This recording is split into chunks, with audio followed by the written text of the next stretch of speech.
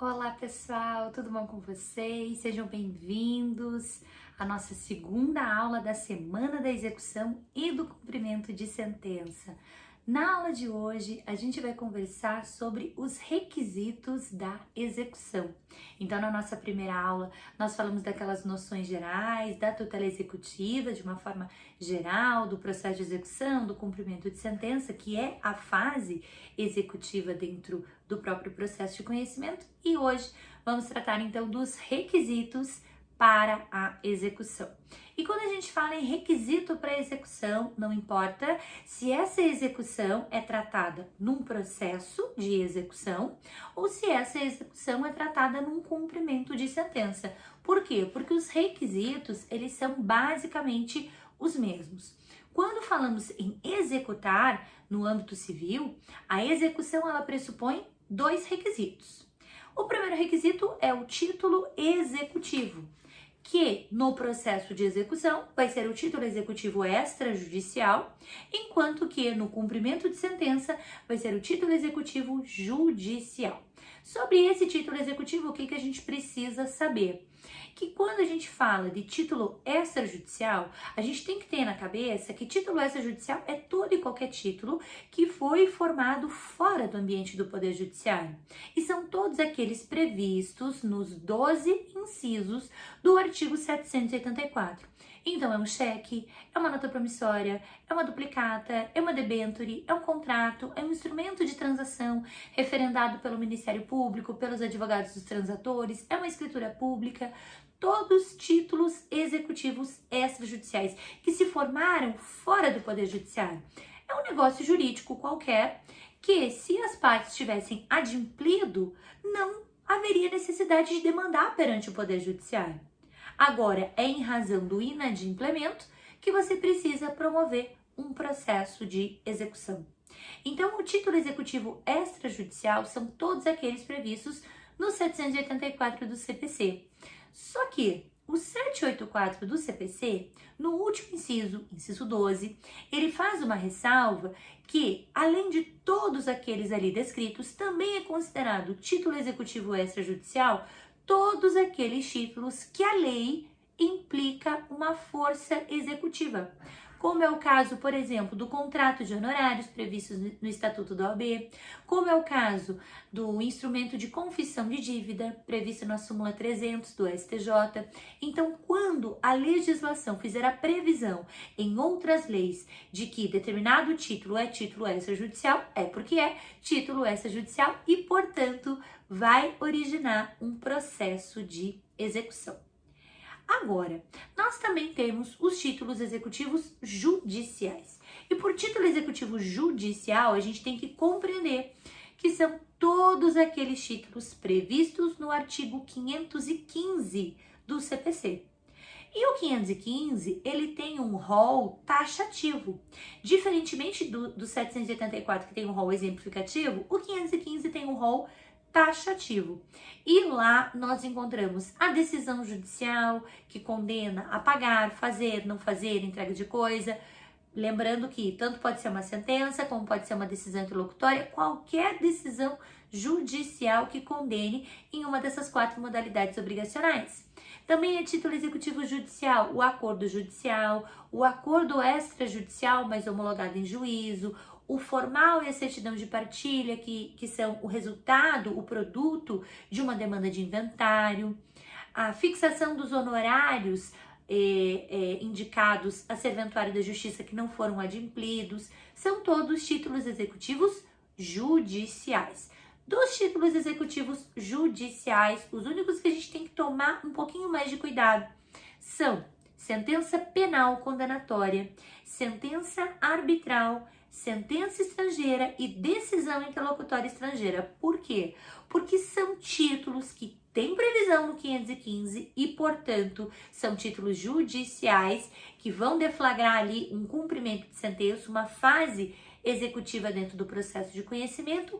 Porém, Como para esses títulos não houve uma fase prévia cognitiva no âmbito civil, então pensem vocês, uma sentença penal condenatória, ela foi proferida por um juízo criminal, ela não teve uma fase de conhecimento no cível. Uma sentença estrangeira pode ter sido proferida por um juízo cível, mas de outro país. Uma sentença arbitral, nem mecanismo judicial é a arbitragem é extrajudicial. Então são títulos que, como não tiveram uma fase prévia cognitiva no âmbito civil, são títulos judiciais, vão ser executados por cumprimento de sentença do mesmo jeito. Só que com uma ressalva, o devedor desses títulos, ele terá que ser citado para cumprir aquela obrigação. E o teu cumprimento de sentença, como eu não tenho um processo para protocolar, eu vou ter que distribuir o meu cumprimento de sentença. Mas são títulos judiciais do mesmo jeito. Então, primeiro requisito, ok. Para executar, eu preciso ter um título executivo. Se for processo de execução, título executivo extrajudicial 784 do CPC. Se for cumprimento de sentença, título executivo judicial 515 do CPC. Mas nós temos um segundo requisito. E o segundo requisito para executar é o quê? Além do título, eu preciso ter uma obrigação que seja, ao mesmo tempo, certa, líquida e exigível. O que é essa obrigação certa, líquida e exigível? A obrigação certa é aquela que existe do ponto de vista fático. Então você tem a existência dessa obrigação, você sabe quem é o credor, você sabe quem é o devedor, você sabe qual é a modalidade obrigacional. É uma obrigação que existe, ela é certa. Já a obrigação líquida é aquela obrigação que, se for uma obrigação de pagar, eu sei quanto que eu devo pagar, eu sei o valor, ou se for uma obrigação de fazer, não fazer ou entrega de coisa, eu sei qual é a coisa que eu tenho que fazer, ou o que eu tenho que me abster, ou o que eu tenho que entregar, ou seja, a especificidade do objeto. Se a obrigação não for líquida, eu preciso primeiro liquidar essa obrigação, que já fica aí o gostinho para nossa próxima aula, que a gente vai conversar sobre liquidação. Então, se a obrigação não for líquida, eu preciso liquidar primeiro para encontrar o valor e depois executar. Se ela já for líquida, já preencheu a segunda característica cumulativa da minha obrigação. Então, a obrigação certa, aquela que existe. A obrigação líquida, aquela que já tem o valor ou já tem o objeto a ser especificado. E a obrigação também tem que ser exigível. O que é uma obrigação exigível? A obrigação exigível é aquela que fica entre a possibilidade de cobrança e a impossibilidade de cobrança. Como assim? Uma obrigação exigível é aquela que eu já posso cobrar, portanto, já venceu, no caso do cheque, do contrato, da nota promissória, já venceu, já posso cobrar. Se já venceu, o devedor não pagou, já dá para dizer que ele está inadimplente. Professora, mas se for um título judicial, uma sentença, como é que eu sei que a sentença já venceu? Na verdade, a sentença não vence, a sentença transita em julgado. Então, se a decisão judicial já transitou em julgado, você já pode cobrar. Porque uma decisão judicial transitada em julgado, não há mais qualquer possibilidade de alteração, a não ser que seja uma situação específica de ação rescisória. Mas não sendo esse o caso, não posso mudar o trânsito em julgado. Então, a partir do trânsito em julgado, eu já posso cobrar. Só que eu não posso cobrar essa minha execução a vida inteira. Eu não posso pegar essa sentença transitada em julgado, não posso pegar esse cheque, guardar no bolso e falar assim, ano que vem, daqui 10 anos, daqui 20 anos, daqui 90 anos eu cobro. Não, porque existe o quê? Um prazo prescricional. Então, a exigibilidade da obrigação, cuidado com isso, é aquela obrigação que eu já posso cobrar. Se for um título extrajudicial, aquele que já venceu, se for um título judicial, aquele que já transitou em julgado, mas, ao mesmo tempo, essa obrigação não pode estar prescrita. E qual é a prescrição na execução? Depende. Se a gente estiver falando de título extrajudicial, a prescrição é do próprio título.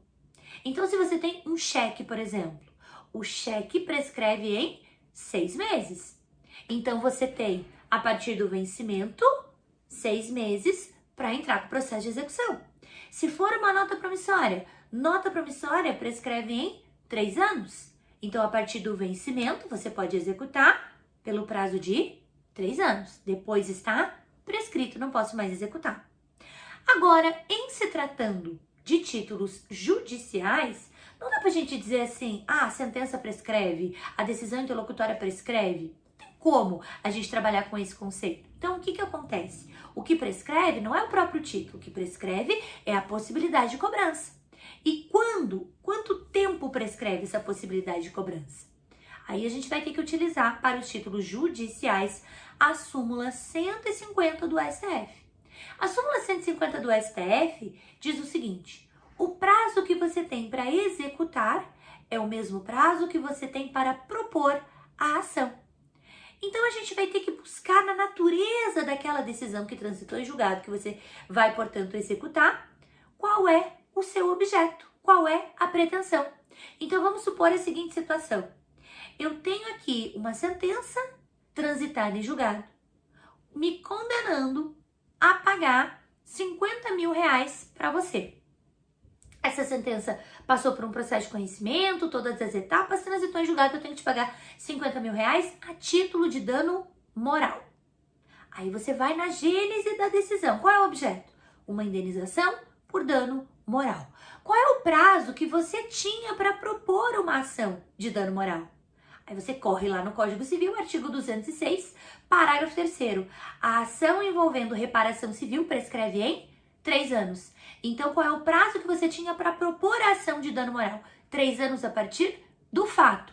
Propôs a tua ação em 3 anos a partir do fato? Propôs, o processo correu, tá tudo certo, teve sentença, recurso, a coisa transitou em julgado. Transitou em julgado, qual é o prazo que você vai ter para efetivar o cumprimento de sentença para me executar? Os mesmos 3 anos. Súmula 150 do STF. O prazo que você tem para executar é o mesmo prazo que você tem para propor ação. Se eu tinha 3 anos para propor ação, 3 anos para executar. E após esse prazo estará prescrito.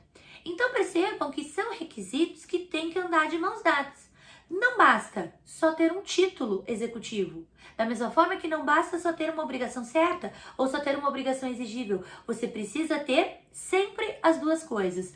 O título executivo, seja extrajudicial ou judicial, e a obrigação dentro desse título, a obrigação revestida nesse título, que tem que ser, ao mesmo tempo, certa, líquida e exigível. Por quê? Porque se ela não for líquida, você primeiro vai ter que liquidar para depois executar. E se ela não for exigível ainda, você vai ter que esperar. No caso do não vencimento do título, por exemplo, o contrato não venceu. Não pode executar agora, tem que esperar o vencimento.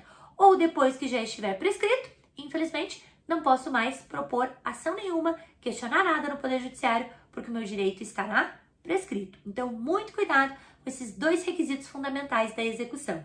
O título executivo, seja judicial ou extrajudicial, e a obrigação revestida no título, que tem que ser, ao mesmo tempo, certa, líquida e exigível. E eu espero você na nossa próxima aula, na nossa 3ª aula de execução e cumprimento de sentença, para a gente conversar um pouquinho sobre a liquidação.